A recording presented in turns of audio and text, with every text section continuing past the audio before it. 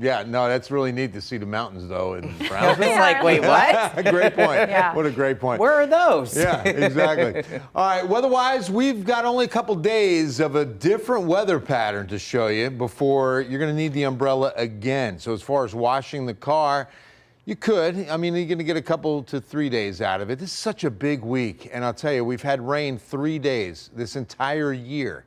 And now with the PGA and the Final Four, and we're going to have some pretty decent rain chances for both events. All right, let's head outside tonight at the Quarry Market. Speaking of the Final Four, my friends at the Quarry tell me that the stacks are lit in multicolors celebrating the Final Four teams that are here this week. Temperature outside 71. Skies are mostly clear, and you know that red one, they're coming from I-10 east. That's the Houston Cougars right there. Northeast breeze about 6 miles per hour. That's kind of who I'm rooting for, because if they win, then my bracket might have a chance.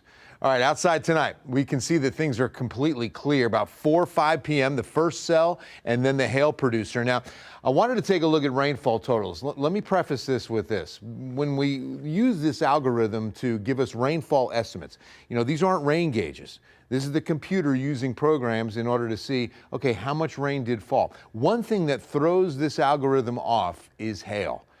So take that into consideration when we look at these numbers. I mean, we can't throw them out, but I mean, it's probably not as much as we're seeing, but close. 2.5 inches on that cell right over Medina and Bexar County, just over really Highway 211. And then just about 2 inches far west San Antonio near SeaWorld, right at 151. I mean, and this is where all that hail was focused. Speaking of, great pictures coming in. KENS 5 eyewitness Taylor Royce out in Stillwater Ranch, northwest San Antonio. This young man knows how to take hail pictures. Always put something in it in order to give us perspective. And you can see in this second shot the translucent image right there on that one hailstone, and that's indicating the trips the hailstone takes inside the storm. It's incredible. Because remember, there's updraft in these severe cells that keep these hailstones from falling to the ground. The updraft can get strong enough, 80 to 100 miles per hour, and send those hailstones back up to the top. More ice accumulates on that stone, it falls again. Then maybe it gets picked up again and gets even bigger. Like this one. This was the biggest hailstone I saw out of all the pictures that you sent, which, by the way, thank you so much. And we were loaded with pictures and video. Dene Vasquez, Petranco and Ellison is in far west San Antonio. That's huge. I mean, this is almost tennis ball size. And you can see the spikes on it as well.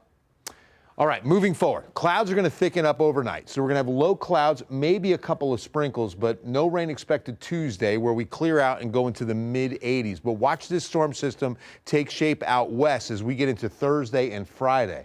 This one's going to really increase rain chances as we get into later days this week. So tomorrow and Wednesday, the weather pattern is heat from 87 to 93 Wednesday, staying in the lower 90s Thursday for round 1 of the Valero Texas Open. But then the rain chances begin. On Friday, 40%. Friday night's the best chance, 50%, and then 40% to 30% over the weekend.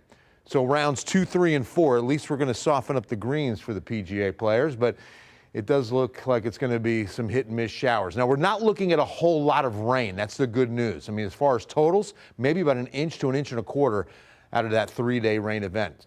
Second full week of April is pretty dry, and temperatures are nice and mild.